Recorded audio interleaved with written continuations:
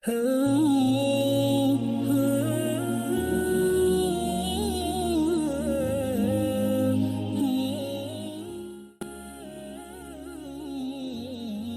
Al-Furqan secara ringkasnya mempunyai 77 ayat dan diturunkan di Mekah, hampir sama waktu dengan turunnya surah Al-Mu'minun, iaitu ketika keadaan kebuluran di wilayah ini. Surah ini mengambil namanya dari perkataan Al-Furqan dari ayat pertama. Ia bermaksud kriteria atau pembeza, iaitu pembeza dari apa yang benar dan yang batil. Antara kandungan-kandungan surah ini termasuklah memberitahu tujuan wahyu Allah itu adalah untuk membezakan apa yang benar dan yang salah yang boleh dilakukan manusia, untuk melakukan jihad yang besar melalui Al-Quran. Allah turut menunjukkan tanda-tanda kuasanya di alam semesta untuk menjawab tuduhan orang-orang kafir terhadap Al-Quran, memberitahu mengenai kenabian Muhammad sallallahu alaihi wasallam dan amaran kepada orang-orang kafir Mekah yang ketika itu menentang kuat ke atas Rasulullah sallallahu alaihi wasallam. Fakta sains yang hanya diketahui saintis lama selepas Al-Quran diwahyukan, iaitu mengenai sempadan air masin dan air tawar, ayat mengenai cahaya matahari dan cahaya bulan, dan bahawa kaitan yang manusia itu datangnya dari air. Ayat 23 pula memberitahu bahawa pahala atau amalan baik mereka yang syirik, iaitu yang tidak menyembah Allah Subhanahu Wa Taala, ibarat debu yang berterbangan.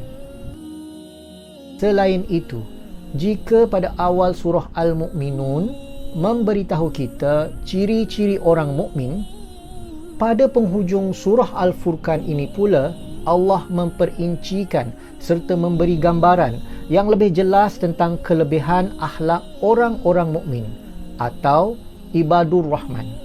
Sifat-sifat atau ciri-ciri hamba sejati itu adalah seperti berikut. Orang yang berjalan di atas bumi dengan rendah diri. Mereka yang bersujud dan berdiri pada waktu malam. Mereka yang mengucapkan, "Ya Tuhan kami, jauhkan azab neraka dari kami." Mereka yang membelanjakan harta dengan tidak berlebihan dan juga tidak kedekut. Mereka menyembah Allah semata-mata dan tidak berzina. Mereka tidak terlibat dalam perbualan atau perhimpunan yang sia-sia. Mereka mendengar firman Allah serta melaksanakan apa yang disuruh itu. Mereka yang mendoakan yang baik-baik untuk pasangan mereka dan keturunan mereka demi meninggalkan warisan yang juga baik. Mereka inilah yang Allah membezakan golongan mereka, yang benar dengan yang batil. Siapa yang mempunyai sifat-sifat ini akan mendapat kejayaan sebagai hamba yang istimewa di akhirat kelak.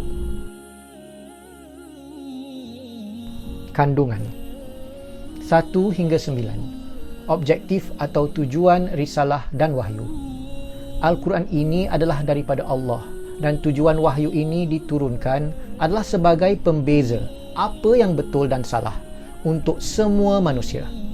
Orang-orang yang zalim ialah mereka yang mengingkari Rasulullah sallallahu alaihi wasallam walaupun dia adalah manusia dan bukan makhluk seperti malaikat. 10 hingga 16. Orang-orang yang tidak percaya kepada hari kiamat dan kehidupan sesudah mati akan dilemparkan ke dalam api yang menyala-nyala. 17 hingga 20. Pada hari kiamat, Tuhan-Tuhan yang disembah selain Allah akan sendiri menafikan ketuhanan mereka kepada Allah. Maka orang yang mengamalkan syirik tadi akan diazab Allah Subhanahu Wa Taala. 21 hingga 24. Orang-orang kafir yang mencabar Rasulullah sallallahu alaihi wasallam dan meminta hanya berurusan dengan malaikat akan kelak meminta sendiri dijauhkan dari bertemu malaikat apabila mereka mati nanti. Ini kerana tiada berita yang baik bagi mereka. 25 hingga 31. Orang-orang kafir akan menyesal pada hari kiamat kerana tidak mengikut jalan yang benar, jalan Allah.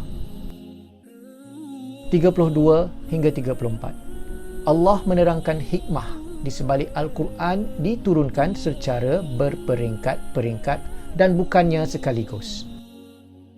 35 hingga 44. Nasihat kepada orang-orang Nasrani Mekah bahawa semua umat-umat sebelum ini yang mendustakan ayat-ayat Allah dan Rasulnya telah dibinasakan sepenuhnya.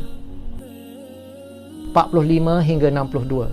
Arahan untuk setiap individu melaksanakan jihad besar, iaitu dengan Al-Quran ini, termasuk melalui tanda-tanda di alam semesta.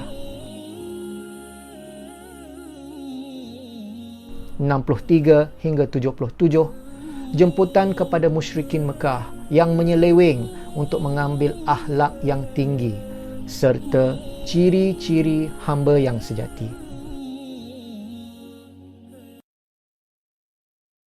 وهو الذي مرج البحرين هذا عذب فرات وهذا ملح أجاج وجعل بينهما برزخا وحجرا محجورا